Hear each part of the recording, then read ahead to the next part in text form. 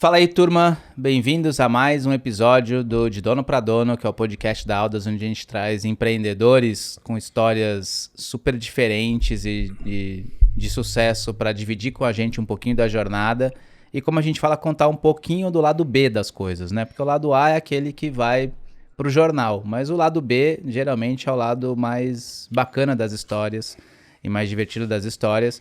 E hoje eu tô aqui com um cara que, a gente gosta pra caramba, é um cliente, foi um cliente nosso, ainda é um cliente nosso, e mais do que um cliente, é um amigo nosso já de algum tempo, que é o Guilherme Junqueira, fundador e CEO da Gama Academy. Ele vai explicar depois para vocês o que é a Gama Academy, para quem não conhece, se é que tem alguém que não conhece, e a gente vai contar um pouquinho da história dele aqui, do M&A que a gente ajudou ele a fazer na época com a Anima. Estou aqui hoje também com o Marco França, que é o outro sócio fundador da Audas, que foi, na prática, a pessoa que liderou esse processo de M&A aí junto do Junqueira, e que hoje também é um membro do conselho lá da Gama, junto da Anima. Então, antes de mais nada, França, valeu pela presença, obrigado por estar aqui hoje, me ajudando nesse papo hoje com o Junqueira. E Junqueira, obrigado aí pelo carinho com a gente, como sempre, pela presença. E vamos lá, acho que já começa pulando aqui. Então, quem é o Junqueira, da onde veio, o que é a Gama, da onde veio e onde começou essa história? Primeiro, obrigado aí pelo convite. Acho que é muito bom estar com vocês sempre, porque é um mix de aprendo pra caramba, Dá ao risada. mesmo tempo dou muita risada, e junto a gente consegue ter um update de mercado, assim, incrível, porque a quantidade de coisas que vocês veem, eu acho que o modelo de trabalho da Audas é muito incrível, porque você consegue ver vários segmentos, vários setores, e meio que ser cliente é bom que você meio que faz um download disso. Então, cada papo com vocês é uma aula. Você vai fazer a declaração oficialmente aqui para minha esposa? Você é meu filho? Marco França. Papai. Exato. Tem eu e mais alguns irmãos aí de vida que você provavelmente foi coletando como cliente, né? Você é o mais velho. Eu sou mais velho, mas explicando rapidamente, eu sou Guilherme Junqueira, tenho 34 anos, eu empreendo há 12 anos e já tive meus altos e baixos enquanto empreendedor, sempre com uma visão muito de aprendizado, né? Os que deram certo, os que deram errado. E esse ano a Gama vai fazer 7 anos, então desde 2016 eu vi uma oportunidade de mercado muito por estar conectado com o mundo de tecnologia, de startups, e ver que a demanda por talentos era um problema que a faculdade não estava resolvendo, era um problema que o RH não estava conseguindo também interpretar e também ajudar, né, até a capacitar essa galera. E lá em 2016 a gente criou a Gama, e de lá para cá estão quase 50 mil alunos, mais de 800 empresas. É uma escola de tecnologia que forma talentos para trabalhar nesse mercado digital e conecta muito com empregabilidade, né? A gente tem uma equação no Brasil que não fecha muito na minha cabeça, que é 10, 12 milhões de desempregados e 800 mil vagas previstas para 2025. Então essa equação não está fechando porque tem muita gente precisando, né, primeiro, desse contato inicial com as carreiras de tecnologia, segundo, da formação. E aí essa formação tem que vir rápida, ela tem que ser prática, ela tem que ser diferente, então, do modelo educacional que a gente tem, ela tem que agregar valor do ponto de vista de comportamental, porque isso faz muita diferença para o mundo de tecnologia, e depois tem que ter as empresas do outro lado. Então, hoje, eu acho que a grande vantagem, o que levou a Gama a ter esses resultados, é como a gente consegue segurar no pulso da empresa, entender o que ela precisa, o que ela demanda, e do outro lado conseguir passar isso da melhor forma possível, do jeito que a gente queria aprender, a gente ensina. Fala aí, tudo bem? Aqui é o Juliano Antonioli, sou um dos sócios fundadores da Audas, e se você quer tirar cada vez mais valor do seu negócio e se juntar ao grupo de empresas que cresce mais de 40% ao ano, procure a gente, vamos juntos desenvolver essa jornada. Hoje, acho que a Gama teve algumas fases muito claras, né, Junqueira? Então teve ali as fases iniciais, vocês acabaram sendo investidos, vocês foram num caminho realmente de levantar capital de venture, numa época onde falar de edtechs / HRtechs era muito menos sexy do que hoje, né? Você não pegou o super ciclo, você não pegou o hype. E acho que aí 2021, né? 2021 ali começou essa história com a Anima. Como é que foram essas 3 fases? Do comecinho da Gama, o pós-investimento e aquela fase de aceleração maior, mas ainda não necessariamente com todo o hype aí do setor. E como é que tem sido a jornada como é que tem sido a vida pós-M&A, né? Porque acho que essa é um ponto de vista que poucos empreendedores talvez tenham, assim, que existe vida pós-M&A. Como que é essa vida pós-M&A? Exato. O ciclo da Gama, ela é muito aulinha de investimento, sabe, do ciclo? FFF, Anjo, Seed, Série A, M&A, não. E aí foi muito legal porque a gente em 2016 só tinha uma ideia, tinha um track record e tinha amigos. E eu captei 50 mil reais lá com o Amor e com o Diamant, e ali foi o FFF. Aí dá 6 meses, capta 500, 600 mil reais, Anjo. Aí uma rodada com alguns outros anjos. Aí dá 1, 2 anos, capta um Seed, 4 milhões de reais. E aí dá mais 1 ano e meio, que foi pós-pandemia ali, 2021, faz o M&A com a Anima e o processo de saída, que todo mundo fala, né? Saída, mas não é a saída, né? É um começo. É o começo da passagem de Foi uma bastão. nova entrada, né? Na verdade. Exato. Que tem que ser considerado como investidor, só que como um investidor estratégico, você começa a criar um novo plano. E esse novo plano é algo que, para mim, tem que ser balizado em cultura, em propósito e em autonomia, governança, né? O que vocês ajudaram muito nesse processo. Porque daí, o que era um namoro vira um casamento, só que um casamento saudável. Porque, pô, Sim. Você primeiro respeita as pessoas que estão ali, porque você admira. Segundo, vocês vivem a mesma cultura, então não é um negócio, pô, faz uma coisa, fala uma coisa e faz outra coisa. E terceiro, você tem autonomia para lidar com os resultados e com o jeito que você acredita que a companhia deve ser, só que com apoio agora de um ecossistema, com muitas sinergias e tudo mais. Então, isso foi o que a gente avaliou no começo. Então, o nosso processo foi diferente porque a gente tinha várias outras opções no momento, então dava para comparar. E aí, viver o pós é ter a certeza que a gente acertou nesse filtro e conseguir agora lidar com um dia a dia que é diferente, que a gente já sabia e que várias pessoas falam, mas que pelo menos esses 3 pilares estão dando certo, estão continuando sendo as grandes raízes. E aí, por que eu falo que é diferente? Porque, pô, você tem um sonho de espalhar em todos os campos da universidade. Daí, cara, você tem uma velocidade. Você tem, né, uma companhia gigante com 18 mil professores, 18 mil funcionários. Aí você tem uma quantidade incrível, assim, de espaço para fazer, mas você tem que priorizar também, porque você ainda continua sendo uma startup hypergrowth, mas ainda, né, com as suas limitações ali de não pode abraçar tudo, tem que priorizar. Então, acho que esses são os desafios, assim, do pós-M&A. É continuar acreditando naqueles pilares que foram fundamentais para o processo, para você dizer o sim, e aí o namoro virar casamento. Sim.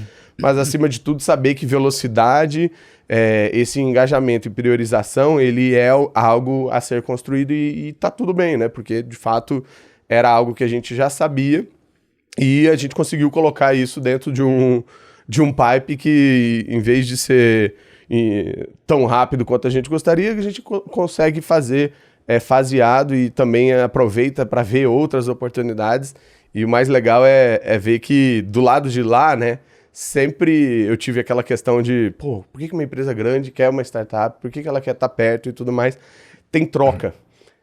Então, do lado de lá, assim, tem muito também dessa absorção do aprendizado, a gente consegue agregar e isso é uma oportunidade de você jogar outro jogo. Então, eu tô E você já muito conseguiu feliz. ver coisas assim que você fala assim, pô, isso aqui, a Anima talvez esteja fazendo isso hoje porque veio da Gama, ou seja, isso aqui foi algo que a gente, como Gama, conseguiu inocular na Anima. Eu acho E o que... contrário também, tipo, esse tipo de comportamento, esse tipo de preocupação que a gente talvez não tivesse antes, é algo que eu vejo hoje que é super relevante, que veio da Anima, veio do processo em si, veio X. Como é que tem sido isso? Acho que o case da aquisição da Gama, inclusive, ela veio num time muito oportuno para a Anima para descoberta e muitas questões que estavam ali dentro de um pipe e foram aceleradas com o processo da Gama. E esse mesmo processo trouxe tanto aprendizado que já está sendo aplicado, porque na sequência da aquisição da Gama, foi feito o lançamento da Anima Ventures, um fundo de CVC com 150 milhões para comprar ou investir em outras startups, e principalmente de educação, mas não só educação. E ali a gente conseguiu ver muitas conexões e modelos que foram feitos com a Gama que serviram como benchmark. Sim. E as coisas que estavam dentro do pipe também servem, a Gama serve como um primeiro pré-filtro, né? Assim como eu fiz muito nos processos de captação, que é ligar para o investido, é o melhor jeito de você validar um fundo ou um investidor, as pessoas ligam para a Gama. Pô, o melhor jeito de validar um comprador é ver quem foi comprado. Eu estou no pipe, então isso também contribui. Então, se toda essa relação é construída com essas bases que eu comentei, então isso é positivo, porque você consegue ter um pipe ainda melhor. E do lado de cá, acho que o que a gente está aprendendo muito é o poder de escala. Ele é um poder que você efetivamente só entende, né, o quanto ele tem uma complexidade, mas ao mesmo tempo uma oportunidade quando você está dentro do jogo. E aí o exemplo a gente vai lançar aqui no período de matrícula, rematrícula, para 330 mil alunos, uma oferta do seu programa. Você consegue dar conta se a gente tiver ali 6% de conversão? Aí você fala, pô, peraí. Deixa eu fazer umas contas, deixa eu voltar. Então você vê o grande potencial disso. Então, acho que o que a gente está aprendendo é como pensar do dia zero em qualquer oferta, qualquer produto na grande escala, na grande oferta, e como a gente dá conta disso, não perdendo todos os princípios que uniram, inclusive a Gama, que é qualidade com escala, que é o reflexo do que a Anima é hoje na Bolsa, é exatamente isso. Você pegar todas as listagens de educação, qualidade com escala é a Anima. NPS, ENAD, MEC e tudo mais, provam isso como resultado, e a Gama sempre teve isso também. E aí agora a gente está conseguindo fazer isso em qualquer momento. Pensa como escala, pensa como, né, distribuição em alto nível. Show. França, você acompanhou, obviamente eu também participei, mas você acompanhou muito mais do que eu a transação específica, né, da Gama com a Anima, e acho que a gente, na nossa lista de transações ali, a gente acho que categoriza essa como uma que não foi necessariamente fácil. Normalmente é difícil, não pode ser muito difícil. Mas existem transações às vezes mais lineares, existem transações menos lineares, né? O que você acha que foi um dos grandes desafios assim nessa operação específica da Anima com a Gama? E que acho que marcou assim, esse processo, você que participou dele de perto ali. Eu acho que tem um componente lá do Sweat Equity, né? Que é o equity suado. A gente gastou um bom tempo com isso, né? O que é o equity suado? É o compromisso do investidor que ele vai fazer certas ações, né? E essas ações vão virar recorrência, ou cliente, ou no final das contas dinheiro pro investido. A gente gastou um bom tempo nessas frentes, né, para definir como ia ser feito, o tamanho delas, as implicações delas. Isso foi uma discussão literalmente suada lá. A gente gastou, aí depois teve uma barganha árabe também Eu adoro os termos, tabela persa. Tabela persa. Então a gente teve uma primeira parte da atividade do equity suado, que é uma atividade onde você elenca o rol de atividades que o investidor vai fazer, e uma vez investindo e cumprindo isso, ele tem uma participação na companhia. Acho que foram algumas semanas de conversa nesse aspecto, muito almoço também lá com o nosso amigo, o outro lado. E também eu acho que nessa parte dessa estruturação para frente, né, de como tomar dinheiro para o futuro, como é que seriam as regras de diluição, né, em cima de certos critérios, eu acho que foi bastante delicado. O que eu queria fazer um comentário em cima do ponto anterior, eu acho que o grande aprendizado disso aí foi que o Junqueira também no pós, ele aprendeu a se estruturar. Isso que eu ia te perguntar, né? Porque você acompanha a companhia hoje. Antes e depois, o pré e o pós, né? exato. Ou seja, você está lá hoje no conselho ali, ajudando a companhia também a navegar dentro da Anima. Exato. O que você vê que foi a principal mudança, né, do Junqueira, olhando de fora, assim, assim, pô, exato, isso aqui eu já vi uma mudança de comportamento chave. Exato. Então, assim, eu acho que teve... Então, assim, no aspecto negocial, acho que foi isso, né? Foi a gente cobrar o outro lado as regras claras de atividades que eles deveriam estar cumprindo. Na vida de convivência pós, acho que o próprio Junqueira teve que aprender a entender a diferença, o que é um CEO porta para fora e porta para dentro. Nós já tivemos dezenas de reuniões e brigas sobre isso aqui, como pai e filho, né? E a companhia como um todo aprendeu também a ter que justificar um pouco mais as suas demandas e priorizar. A gente tinha uma discussão, obviamente a empresa vinha num perfil cultural de EduTech, e obviamente depois ela tem que ser um bicho diferente. Então eu acho que governança, tem auditoria, a gente gastou no ano passado um tempo grande nessa parte de governança e auditoria, mas também na nossa forma de se relacionar e pleitear e hierarquizar as coisas. E você também, como fundador, também teve que aprender a tocar os diversos chapéus ali. Né? Então tinha reunião que era de acionista, tinha reunião que era porta para fora, tinha reunião que era porta para dentro.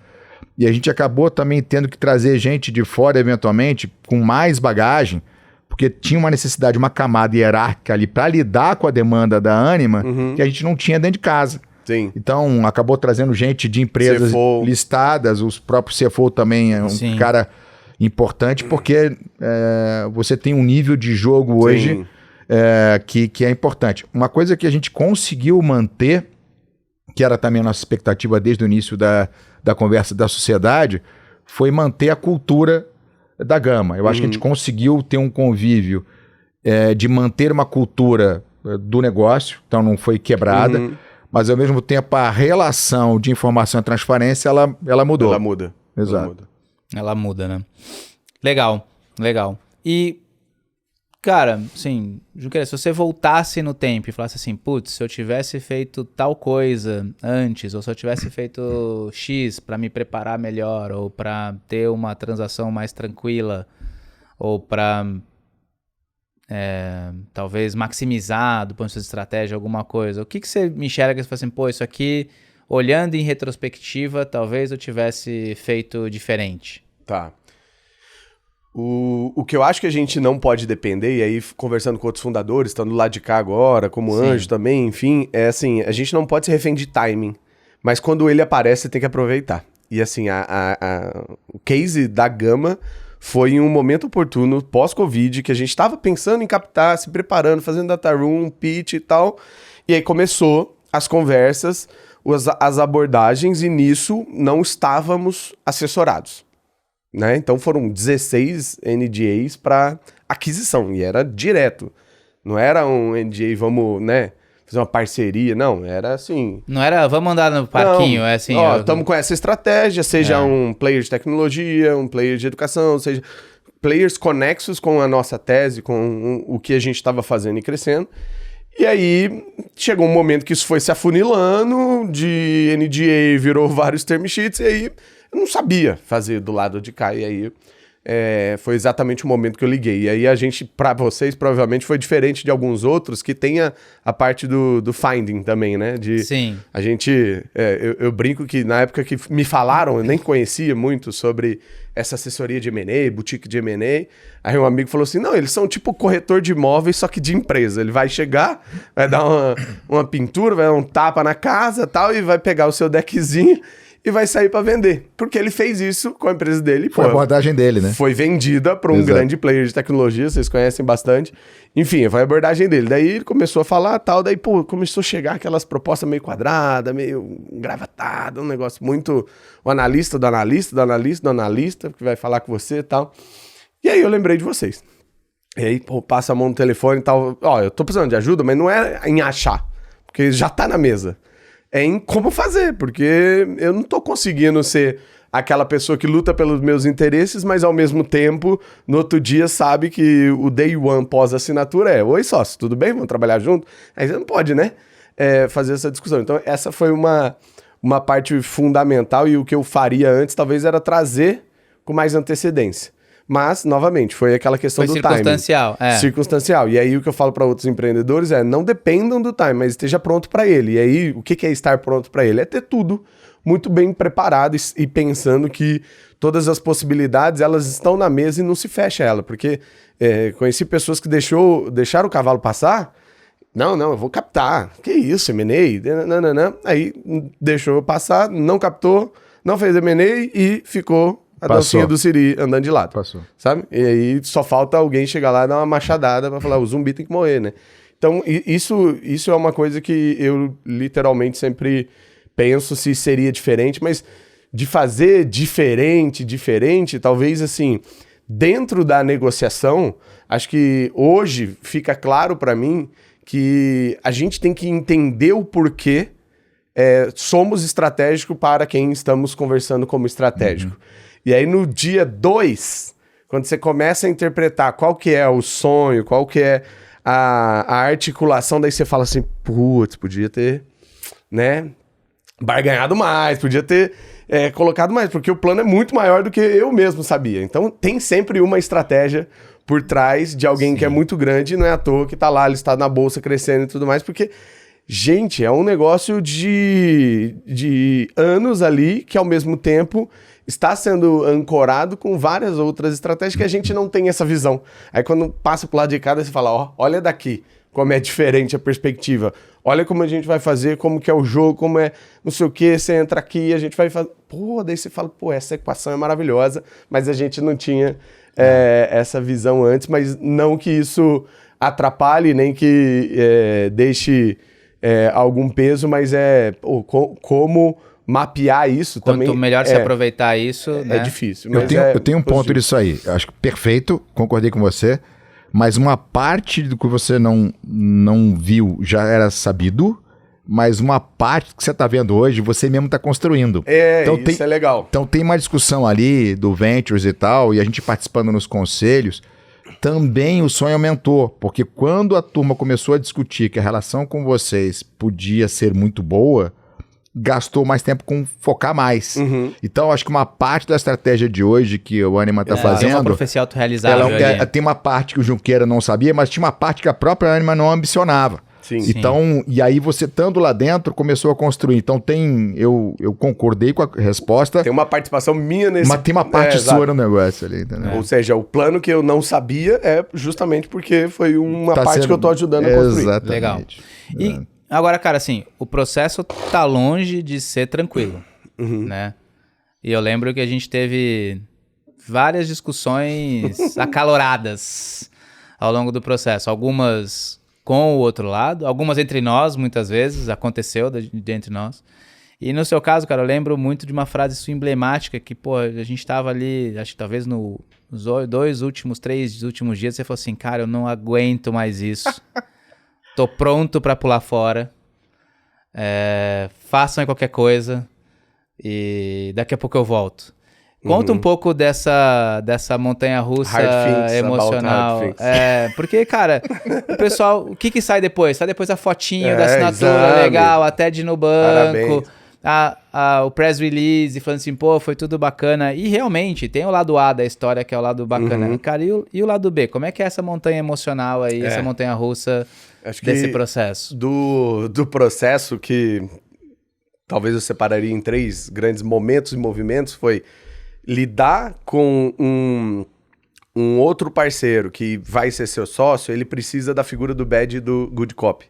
E vocês foram muito positivos nesse momento, porque o Julian chegava com a articulação, a estratégia e não sei o quê. Não, mas veja bem, a matemática lá. E o Marco com o tapinha nas costas. Não, vamos lá, meu irmão, e aí, tá? E aí é o gente boa. Então o good cop e o bad cop. Só que comigo, vocês invertiam o papel. E aí era diferente, porque o Marco era o cara mais incisivo no que eu preciso fazer e como eu preciso me comportar nas negociações, qual é o pensamento e articulação, e ao mesmo tempo o Júlia era nosso terapeuta de casal. Exato. E aí teve um dia que eu lembro claramente, assim, tava na varanda de casa ligando pro Júlia, eu não aguento mais o Marco, ele não tá conseguindo entender uma parte que a gente tem que fazer e precisa ser feita assim, assim, assim, nananã, e ele trouxe, nananã. E aí eu falei, porra, eu não sei mais o que fazer. Aí o Julian vai, calma, o Marco é assim, eu tô não sei quantos anos como sócio, tal. Aí você fazia também o meio de campo. Então isso é muito bom, porque tem a dupla, né? Então eu fico imaginando que se não tivesse, se fosse só A, só B, e isso é muito legal, porque é o tal do perfil complementar, né? A gente fala tanto de sócios com perfil complementar e vocês são exatamente esse arquétipo. Perfeito. E o próprio ouvido de pinico, né? O próprio Soares também vinha, me dava porrada, eu absorvia lá, tipo, Rock Balboa e depois voltava pra vocês. Exato, então, você também fazia esse tomava blindagem, né? Exato, pra preservar você na relação futura. Como é que você vai começar dia 2 e aí, assim, com o Soares, que é teu conselheiro, caindo na porrada? Não tem como. E pra mim, assim, eu acho que existe uma assessoria / negociação comercial e existe uma assessoria / negociação jurídica. Sim. E elas se misturam muitas vezes, porque interesses, eles viram acordos que viram termos e depois assinatura. E aí, uma das coisas emblemáticas, assim, Junqueira, esse ponto aqui tá ok pra você? Tá. Esse ponto não tá ok e negociável. Então deixa que a gente fala. Você não pode, numa reunião jurídica, você me falando, vocês dois, você não pode, numa reunião jurídica, perder o fio, ficar estressado emocionalmente, pô. E eu lembro que várias vezes a gente ficava ali no WhatsApp, numa reunião jurídica, e o advogado lá só preparando, né, o jab pra dar, e a gente na defesa. E aí, ao mesmo tempo, não dava pra também segurar o emocional, porque, pô, eu sou pessoa expressiva, impulsiva e, ao mesmo tempo, comunicativa, então teve muitas vezes, assim, que eu... Não, mas isso aí, gente, é assim, sabe? Me explica. Não. Daí, segura que a gente vai... A gente tá segurando aqui, tá preparando o direto também, né? Então, vamos ir fazendo essa troca. Então, acho que esse lado B, ninguém fala. Qual é o custo emocional para você fazer um M&A? Custo emocional é você saber que você tem que segurar o rojão de muitas coisas que você quer fazer e quer falar. Ao mesmo tempo, você tem que ter uma parceria e pessoas para te ajudar, para que você, né, seja blindado e, ao mesmo tempo, saiba como lidar com situações difíceis, seja com os investidores que estão já no seu cap table, porque vocês dividiram essa função e deixa que eu lido com quem já está e deixa que eu lido com quem vai estar. Uhum. E aí essa divisão foi perfeita, porque daí no meio do caminho... não são os mesmos também. A gente fazia um alinhamento que era muito explícito e transparente, só que vocês eram um Google Translate de fazer isso, chegar com uma cabeça, pô, vocês são investidores. Vocês sabem o que o investidor vai achar em cada negociação, quem já está no cap table. E do outro lado, quem está adquirindo a mesma coisa. Então, essa negociação, essa conversa e a quantidade de coisas que a gente tem que ir no detalhe, ela tem um custo emocional que vai sobrecarregando. E aí você chega na finalização, na grande, né, conclusão, que não é fácil também, o tal do closing, né? De ficar numa sala com advogados 1, 2, 3 dias, e aí tem isso, tem aquilo, tem aquela que volta, coisa que já foi discutida, coisa não sei o quê, nosso advogado pegou Covid, lembra? No dia, sabe aquelas coisas assim que assim, tem que estar num livro, porque isso é o grande MBA, né? É nessas horas que a gente vê. Mas eu quase tive um burnout. Eu acho que esse foi o grande custo emocional, assim, de... Como que você vai conseguir lidar com um arco-íris lindo que tá ali? Além disso tudo, você tem que tocar o dia a dia. Mas você tá passando na balsa e, ao mesmo tempo, você não sabe se a balsa vai conseguir passar, porque você tem que tocar o dia a dia. E aí, ao mesmo tempo, você tem que se dividir. Então, seja CEO para dentro, seja CEO para fora, seja o negociador... empreendedor, né, como um dos acionistas, mas seja também o vendedor do sonho e ao mesmo tempo aquela pessoa que é parte importante de um plano que está sendo adquirido. Então, como que você vive 5, 6 papéis ao mesmo tempo? Sabe aquele filme do cara que ele tem um monte de personalidade? Fragmentado. Então, cara, um dia era 6 papéis, sabe? Então você tem que ter... E aí teve uma hora que, pô, fechamos, não sei o quê... Agora está assinado, temos que falar com o time, né? Porque amanhã vai sair no exame, cedinho, então tem que falar à noite com o time. Aí você vira e tal. Fala, galera! Daqui a pouco, pô, mas e aquele ponto, não sei o quê. Então, assim, é um jogo de emoções que tem que saber lidar. Então, não é algo fácil e tem o custo emocional é uma coisa que a gente não coloca na conta. E sem querer fazer qualquer tipo... Mas você, agora que você passou por isso... Aquilo que você ouviu do seu amigo lá, falou assim, é um corretor de imóveis que vai deixar o negócio mais bonitinho e vender. Pela risadinha. Você continuou com a mesma opinião? E segundo, você se vê fazendo isso sozinho? Acho que a resposta tá na quantidade de clientes que eu já mandei para eles. Porque assim, o que você vira um para-raio depois, né? De, porra, quero captar, não sei como. Quero vender, não sei como. Quero agora seus conselhos em termos de gestão. Então é muito legal esse reconhecimento que é natural e vem de empreendedores que estão ali próximo, que já tive contato, já foi do meu time, já foi aluno. Então isso virou um para-raio. E aí, ao mesmo tempo, esse para-raio foi aumentando em termos de qual que é o nível das pessoas ou das empresas que estão chegando, ao ponto de eu olhar e falar assim, bicho, você tá no timing certo, mas não sabe que você precisa de ajuda e uma assessoria e, bum, joga lá no Tio França e no Julian, porque é o momento certo de você fazer isso. E aí o retorno é exatamente diferente do corretor de imóveis. Cara, os caras primeiro dão um tapa de gestão. Vocês lembram do dia que vocês mandaram a gente comprar pizza e terminar o novo BP? Sim. Isso era sexta-feira, 5, 6 horas da tarde. França falou, bora, compra pizza aí, junta todo mundo. Porque esse BP eu não vou vai fazer passar... o meu Cooper. Vou fazer o meu Cooper de manhã Meu jazz. lá O meu jazz. no Clube Pinheiros.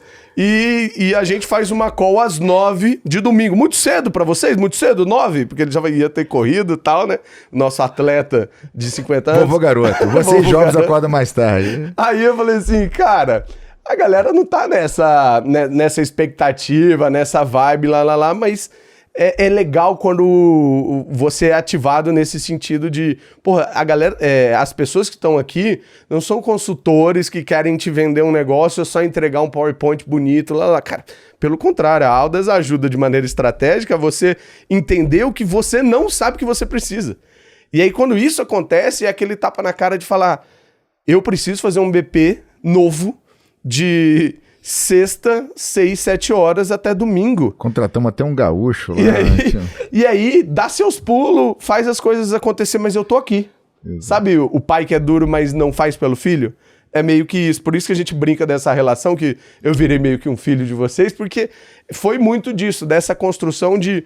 Nossa, eu não sabia algumas coisas que eu precisava. Se eu tivesse chegado antes, a gente faria com muito mais tempo. Mas o momento, a intensidade e o timing, ela precisava acontecer. Então, de forma alguma, eu vejo que foi comigo assim, o que o amigo recomendou de corretor de imóveis, mas eu sei que existe, eu sei que tem gente fazendo, e eu sei porque agora a gente recebe também. Exato. Chega um corretor de imóveis, oi Gama, tudo bem? Então, temos estou vendendo aqui uma HR Tech, lá, daí você vai ver o deck, você fala assim, ixi, isso aqui tem infiltração, essa casa aqui, isso aqui tá com os telhados zoado, mas os caras pintaram tão bem, porra, assessoria de M&A que deveria ser assessoria de PowerPoint, não de fato. Exato. Tem que mexer na empresa, alinhar com o empreendedor, preparar esse emocional, dividir os papéis e aí ir para uma abordagem se for finding, que não foi o nosso caso, mas depois da abordagem é a negociação, o closing, e isso é muito diferente de fazer PowerPoint. Não, isso é impossível. Aí tem 2 teminhas aí que acho que é legal tocar. O primeiro a gente começou a discutir esse BP aí, que foi meio a toque de caixa, e depois, quantas vezes a gente conseguiu discutir cada vez mais e aprofundar mais e teve que repriorizar, porque quando você começa a definir as atividades, você começa a ver que você precisa de mais tempo, ou mais gente, ou mais dinheiro. Então, o primeiro BP que a gente começou a discutir, os sequenciais, eles obviamente tiveram um nível de maturidade e depois então com a discussão com a entrada ânima, cada vez mais... Não, eu digo mais, Marco, eu acho que não e o BP não em é só si, pelo a BP. gente errou, né? Exato. O BP a gente errou. Exato. Se a gente fosse... Se a gente pegar hoje o que a gente Tem fez no BP... Tem uma premissa que vocês ensinaram, né? O BP sempre tá errado. O BP sempre tá errado, mas assim... A discussão por trás dele, tipo, o que eu vou fazer... Premissas, fundamentos. As premissas, eu acho que isso... que te faz questionar, pô, será que esse é o caminho? Será que aquele é o caminho, né? Porque o BP, se tem uma verdade, é que ele vai estar errado. Né? Dificilmente você vai acertar o BP na vírgula. Mas o importante é você discutir o porquê que as coisas estão lá. Né? Quais são as premissas, a qualidade da discussão do que está lá. E eu digo mais, né? Eu acho que uma das coisas mais importantes que eu aprendi hoje, também recomendo muito, é que uma vez que você está fazendo um controle, uma planilha, um reporte para o investidor, para o comprador, seja para quem for o interlocutor, e isso não é útil para você, você está errando na gestão. Porque aquilo deveria ser um modus operandi de você como gestor olhar, entender esse dado e só passar. E o que a gente não sabia e Como fazer essa ponte? e começou a fazer, que é, se esse dado é importante, se esse fundamento você está fazendo porque o investidor pediu, mas tem uma importância. Então, nunca tenha um report que é para o investidor. O report para o investidor, ou qualquer que seja o dashboard, o Reporte pro conselho para o conselho, tem que ser o seu modelo de gestão. ele é o seu modelo de gestão, Claro. ele é um espelhamento do que é importante para você enquanto gestor. Ponto. Exato. Se não é importante para você como gestor, talvez você deva questionar. Aí, por que estão pedindo isso? Agora, se é importante para você, tem que ser repassado e espelhado. E se alguém está te pedindo uma coisa que não está dentro do seu rol de importância, talvez você esteja errando como gestor. Isso acho que esse ponto foi super legal que você colocou, porque a gente vê isso muito, né? Companhias que falam pra gente, pô, nosso conselho aqui gera uma carga da gente gerar relatório, informação. Aí eu falo assim, cara, Que carga. não deveria. Porque se você não tá usando esses dados para gerir, existe um descompasso entre o que você tá fazendo e o que o conselho tá te pedindo. Qual que é a origem desse descompasso? Né? Então, acho que esse ponto que você colocou realmente E o Marco pode dizer das reuniões de conselho que a gente faz, desde o investimento seed, que quando comecei a me relacionar com o fundo, eu mudei a minha premissa de que a gente tem que florear e deixar bonito para o investidor e tananã, para um mood de eu preciso de ajuda. E tá aqui os desafios, porque é aquele negócio, o empreendedor quer se pautar dentro de uma visão onde o investidor tá lá para bater, e não, ele tá dentro do mesmo barco e o furo no seu lado é o furo do lado dele. O Ele problema tá é ferrando nosso, né? igual. Exato, o problema é nosso, não é seu. nosso.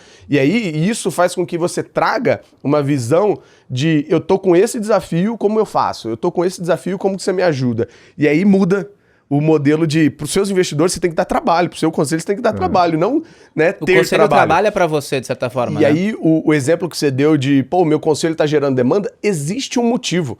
O que a gente não pode é estar num mood de defensiva e só achar que é trabalho pra gente. Pelo contrário, se tá pedindo esse dado, deve ter uma relevância. Aí você leva o dado, e aí foi uma coisa emblemática que aconteceu, de uma reunião pro outro, o Marco e o nosso outro conselheiro pediram uma informação que era simplesmente uma planilha gerencial. Eu abri ali, aí eles falaram, tá vendo isso aqui, ó? Esse topo do funil com esse fundo do funil tem um gap aqui, um desafio. Aqui tem uma oportunidade. E se a gente fizer isso? Ou seja, o conselho também está ali usando a experiência, a vivência, os tombos que já tomou em várias outras empresas para identificar coisa que não estava óbvia para mim. Não estava óbvia tanto que eu nem media. Logo, comecei a medir, reportar e comecei a ter ajuda.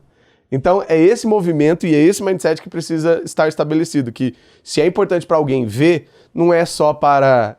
Não é só para gastar tempo. Para gastar tempo, é porque tem algum dado, alguma importância, alguma experiência anterior que vai ser implementada, vista ali e também te ajude. Esse bumerangue mudou volta. muito. A gente mudou muito nesse aspecto lá da comunicação, né? Que aí ficou todo mundo corresponsável para tocar o negócio. E não você tomando porrada porque não estava cumprindo ou estava cumprindo. Dizer, pessoal, temos aqui um tema. Todo mundo aqui corresponsável. Como é que a gente se ajuda? Acho que isso aí foi fundamental. E um negócio que eu ia fazer a pergunta pegadinha aqui, que era o seguinte, né? Você comentou que a gente chegou numa fase que você gostaria que a gente tivesse chegado antes e tal, porque já tinha um namoro, já tinha aí um time sheet meio conversando. Então, se você fosse estabelecer na tua cabeça, né, naquele momento, o que você achava que já estava, né? Olha, eu acho que já estou com 40% do trabalho pronto, né? Falta só isso, aquilo. E, de fato, o que foi, né? Então, você olhando hoje, já tendo feito, no momento que a gente foi contratado, na sua cabeça, o que era probabilidade, na sua cabeça ingênua, e olhando hoje, como é que você revisitaria esse mesmo assunto aí? É muito parecido com captação, e inclusive eu comecei a entender por que amigos que são second time founder captam tão rápido, estruturam tão rápido, erram tão menos e crescem de maneira muito orgânica, inclusive. Porque você já ter feito uma vez te ensina tantas coisas que você já deveria ter feito business as usual. Não era uma coisa que eu deveria parar e fazer o corretor de imóveis da minha própria empresa, da minha própria casa. Pelo contrário, você tem que estar sempre pronto para qualquer tipo de oportunidade. E se você entrou dentro desse game, e esse game é o jogo da escadinha, se você tem um anjo, tem uma pessoa ali no seu carro junto contigo que está esperando uma oportunidade lá na frente de ter retorno, ok? Logo, você vai ter que fazer a empresa crescer para ou comprar ele, ou trazer outro fundo que compra ele, e assim sucessivamente. E aí todo esse play não é muito bem entendido para quem está empreendendo como uma startup num primeiro momento. Então, entender qual é o anseio de cada stakeholder é importantíssimo, porque você já entendeu como o game vai funcionar e você se antecipa. Então, esse 40% não deveria existir, Marco. Deveria ser, você tá 100% pronto para cada etapa da sua jornada. E aí significa que se eu captei, no caso da Gama, foram quase 4 milhões de reais na captação seed. O que era o dia depois? É já estar fazendo uma gestão que o espelhamento dela já é o report, que esse report ele já é uma sementinha para o Série A ou para um M&A. Entra aqui na minha base. Então, esse é o play perfeito, o founder nível excelente em termos de gestão e fundraiser. Ou seja, estar preparado independentemente do dia. Exato. Se eu já estou com tudo pronto e esse controle que é meu também é um controle que vai serve para qualquer tipo de discussão, meu data room já está pronto, meu BP já está pronto, meus controles e minhas métricas já estão ali, eu já tenho um histórico. Qual é o problema, Júlia? As pessoas deixam para fazer coisas importantes quando tá ruim. Deixam para fazer uma abordagem ou uma busca quando tá ruim. E não aproveitam que o melhor momento para captar, o melhor momento para vender é quando você tá bem. Mas é contra-intuitivo, né? Porque é o que eu falo. Lembra que eu desenhei para você aquela curva lá? Ó, qual que é o melhor momento para vender? É o momento onde você tá tendo a melhor performance possível e tá com a maior expectativa de mercado possível. Do ponto de vista de venda, esse é o melhor momento. Só que nessa hora você quer vender? Não. Nem a pau. Porque você fala assim, cara, vou capturar valor futuro, tô numa baita perspectiva, tô numa performance bizarra. Pra que eu vou gastar tempo com isso agora? E o empreendedor que diz não, você tem que falar assim, então me mostra sua bola de cristal.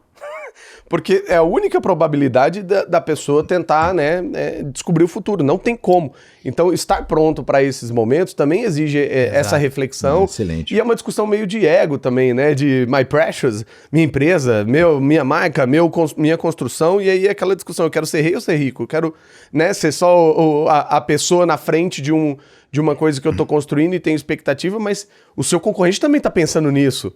Os fundos também estão olhando outras empresas. Os estratégicos também estão olhando os seus outros concorrentes. Que horas eu me mexo, né? Então, eu lembro muito eu pedi um conselho pro Rodrigo Cartacho da Simpla, vendeu pra Móvel.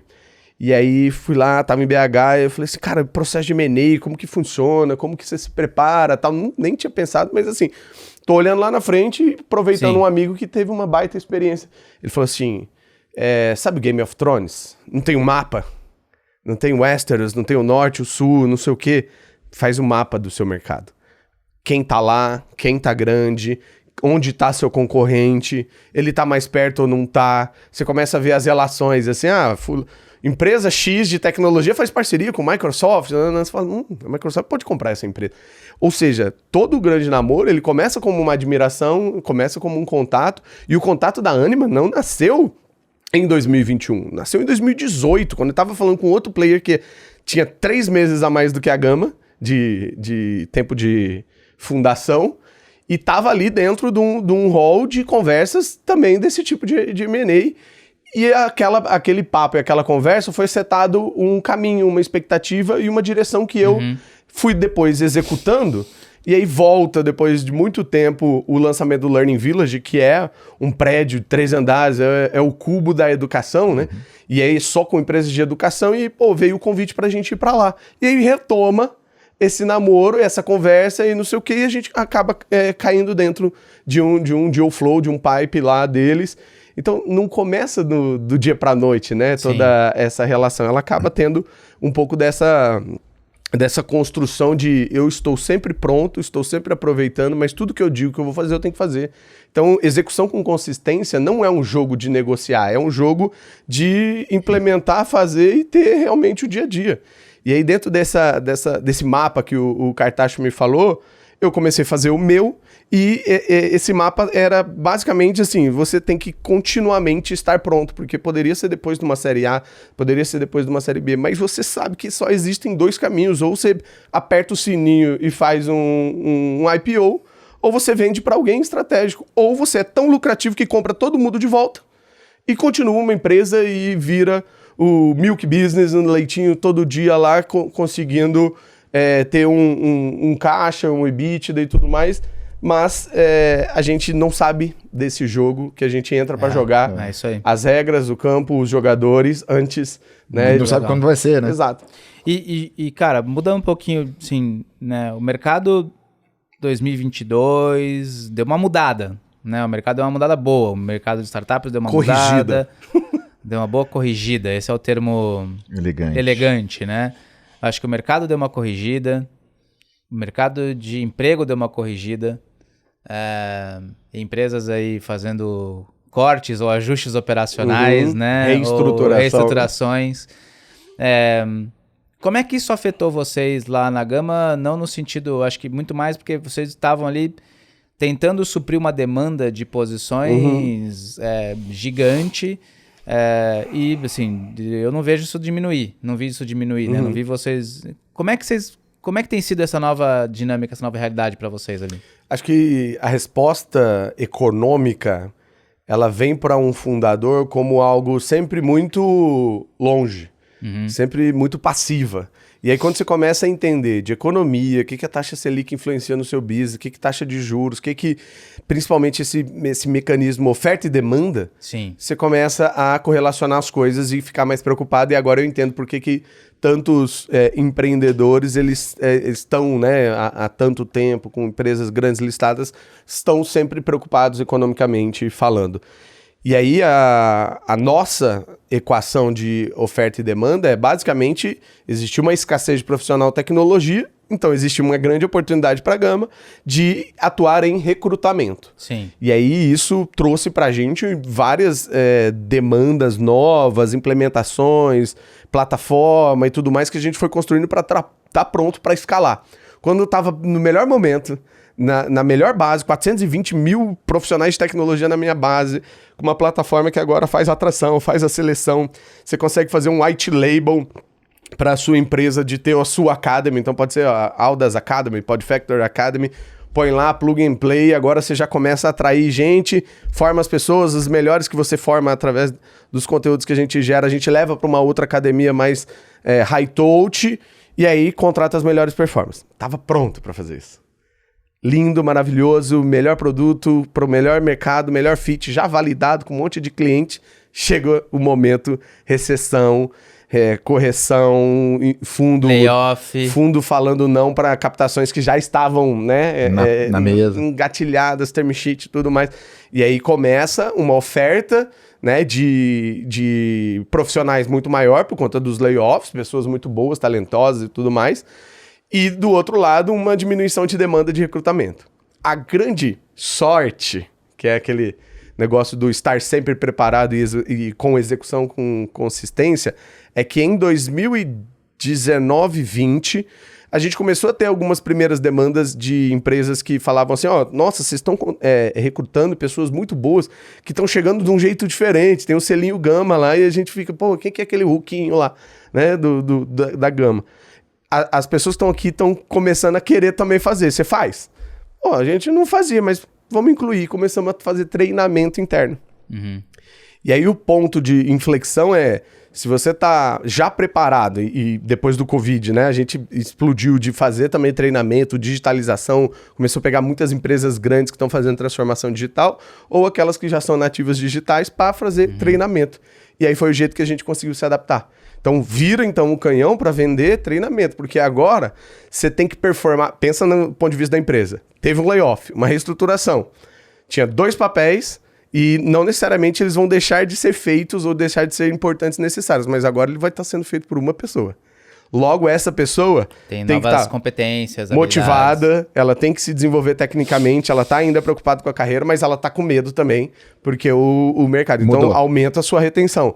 Então a gente focou em como desenvolver um método de alta performance para times de tecnologia. Legal. E é isso que a gente conseguiu fazer. Então, essa adaptação, quando chegou para a gente, foi necessária só um ajuste de foco e alvo de ICP, de vendas e tudo mais, do que necessariamente de mercado. E aí, olhando para frente, acho que existe essa curva de correção de mercado, mas, ao mesmo tempo, acho que essa abundância de profissionais ainda é insuficiente pela quantidade de coisas que estão acontecendo, e tem gente que está continuando a contratar, tem gente que está continuando a desenvolver. Então, não vai perder a necessidade de ter competitividade e inovação. Logo, a gente vai ter algo que o mercado responde, que é uma abundância de formação e capacitação. Show. Que no B2C a gente não viu reflexo. Pelo contrário, muita gente buscando, né, se renovar, transformar a sua carreira, fazer transição. Então acontece.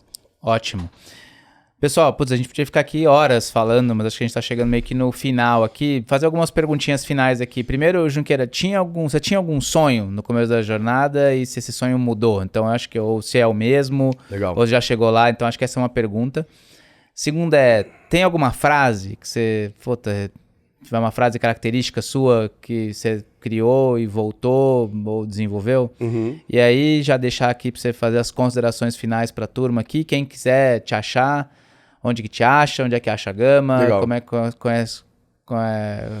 conhece mais sobre o que você está fazendo, te acompanha. E aí você também, França, depois do Junqueira aqui, alguma consideração final, alguma mensagem final que você queria deixar para a turma que está ouvindo aqui hoje? Daí a gente já vai encerrando aqui. Posso começar por mim aqui? Vai lá. Eu acho que o Junqueira tocou nos pontos que eu acho principais do M&A, né? Ele é uma história de picos e vales, né? Questão emocional forte.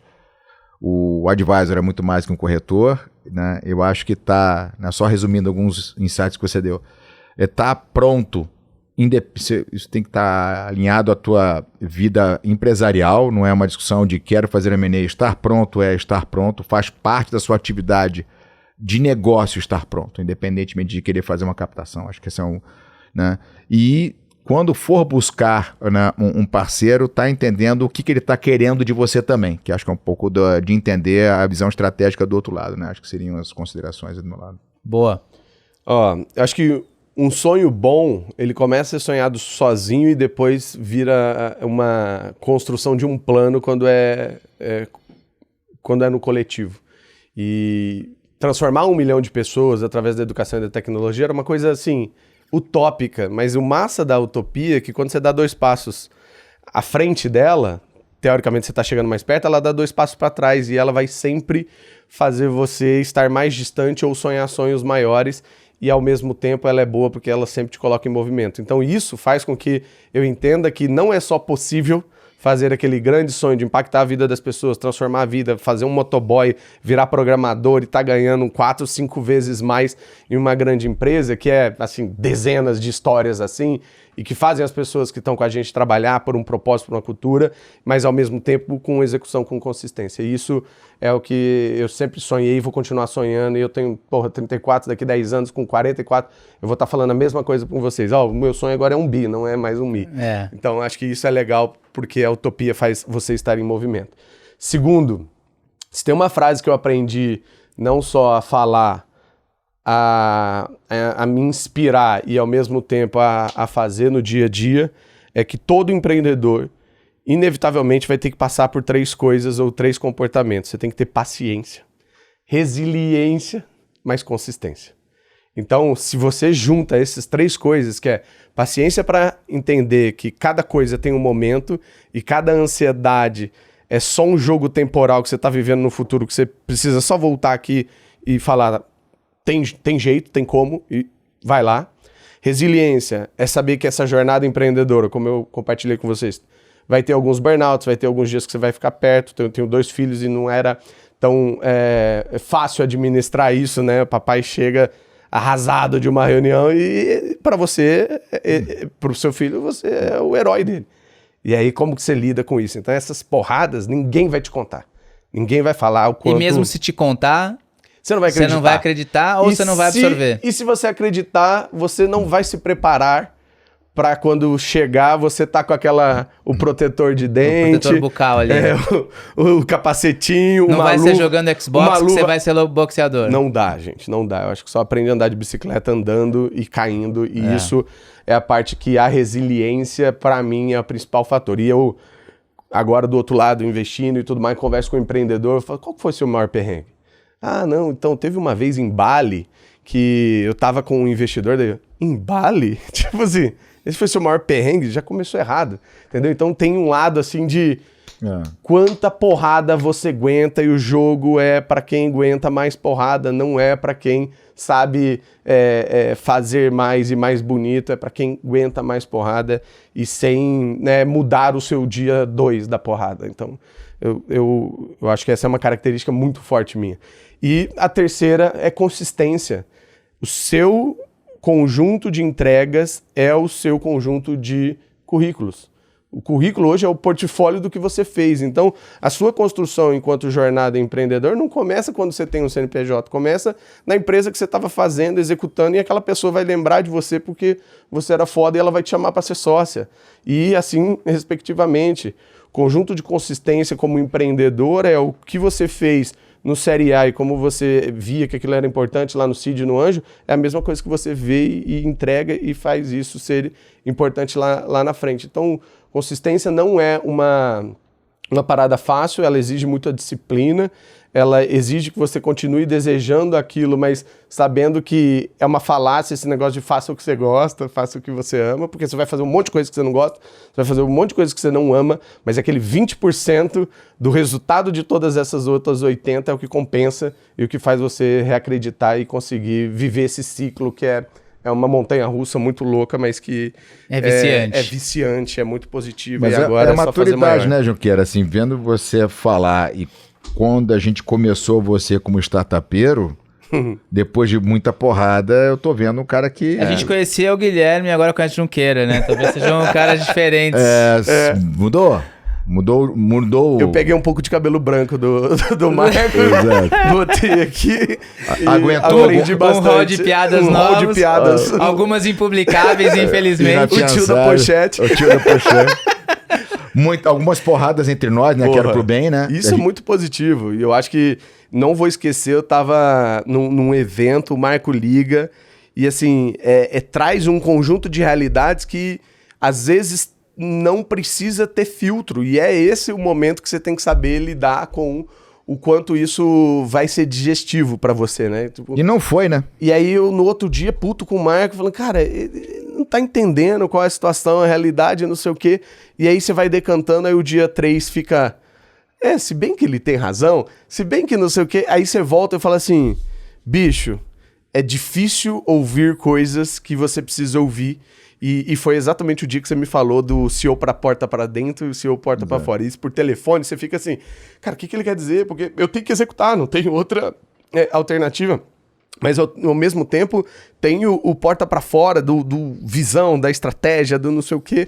E eu, talvez, naquele momento, não estava conseguindo conciliar. E aí, quando eu voltei para ele, eu falei assim, eu entendi, eu tenho um plano e eu vou te mostrar como eu vou fazer. E aí volta aquele negócio do pai, né? Da admiração de eu fui duro, eu fui necessário e agora você tá vendo o resultado de que isso realmente importa. E ao mesmo tempo teve muitas outras que eu fiz do lado de cá e aí ele veio e falou assim, não, você tem razão, eu acho que podemos ir por esse caminho.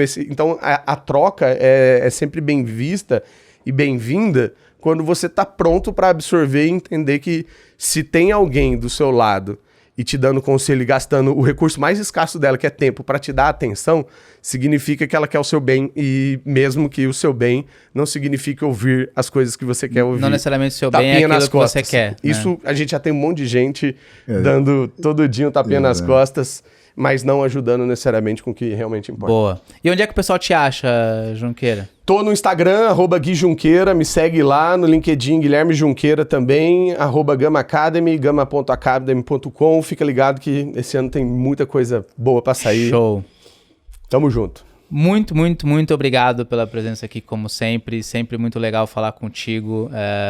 E, galera, a gente tava aqui gargalhando antes de começar a gravação. Infelizmente, a gente não pode colocar... filtro. Tem um filtro Um antivírus. Mas fica aí o convite para quem um dia quiser tomar um café com a gente. Lá no café dá pra gente contar essas histórias e garanto que vai ser muito divertido. Super obrigado. Mais uma vez, parabéns pela jornada. Tem sido muito legal pra gente acompanhar essa sua jornada aí nesses anos todos. Eu já te acompanhava antes, a gente tá num grupo de empreendedores ali. E é muito legal ver essa evolução sua ao longo desse tempo todo. Eu tenho certeza que o pessoal vai ouvir muito de você e da Gama ainda no curto e no médio prazo. Então, super obrigado pelo carinho com a gente aqui, por ter participado. França, valeu pela presença. Estamos juntos sempre divertido, sempre vou sair daqui e vou pra natação. A gente tá... ele vai sair daqui, tá atrasado já pro jazz. A gente vai deixar ele pro jazz. Cada dia é um esporte polainas novo. rosas. Polaina rosa. Vou mais ativo. Pessoal, para quem está acompanhando a gente, obrigado por acompanhar a gente mais esse episódio aqui, ouvir e assistir a gente, né? Quem quiser conhecer mais sobre o que a gente faz ali na Aldas, acompanha a gente ali no @Aldas_, nosso Insta, no meu, no @JulianAntonioli, né? Se inscrevam nos nossos canais ali no YouTube e também no podcast aqui, né? No Dono pra Dono, que é o nosso podcast, no @Dono pra Dono, a gente também está lá no YouTube. Valeu, obrigado pela audiência, como sempre, e até a próxima. Valeu!